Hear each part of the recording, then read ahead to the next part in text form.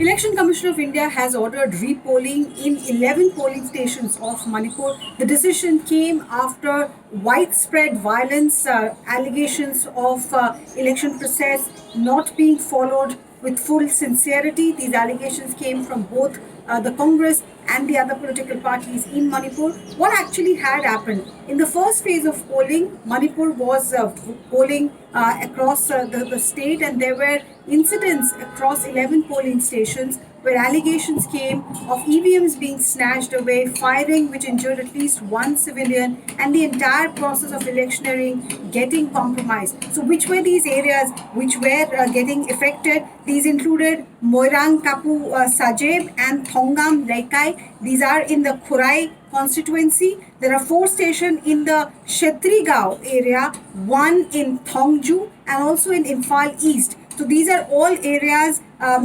three places in Oripok, 1 in Kontujam in Imphal West. So both in Imphal East and Imphal West, there were seats that were affected. Polling largely was disrupted in the inner Manipur area.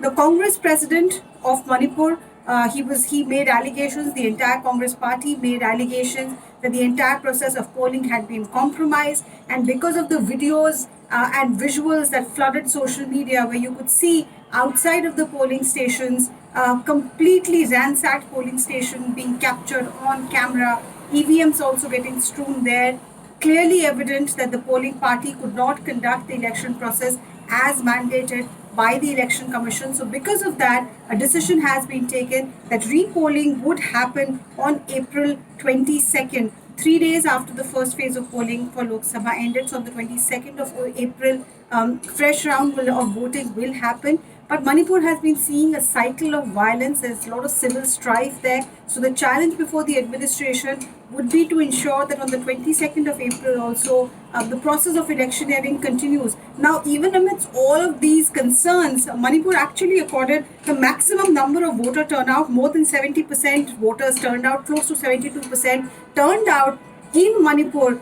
So that's an encouraging number. And if these repolling in 11 polling stations are also conducted properly, perhaps the situation could be salvaged to some extent. At least that is the hope of the Election Commission. So we'll have to wait and see if there are more central party deployment now that the rest of the state electioneering process is over. The Election Commission and the local electoral officer does have the option of deploying more central forces at these 11 polling stations to ensure that incidents of violence and ransacking are not repeated. But the most important thing will be to gain the confidence of the Manipuri voters at these 11 polling stations, to give them confidence that they should come out and cast their ballot once again.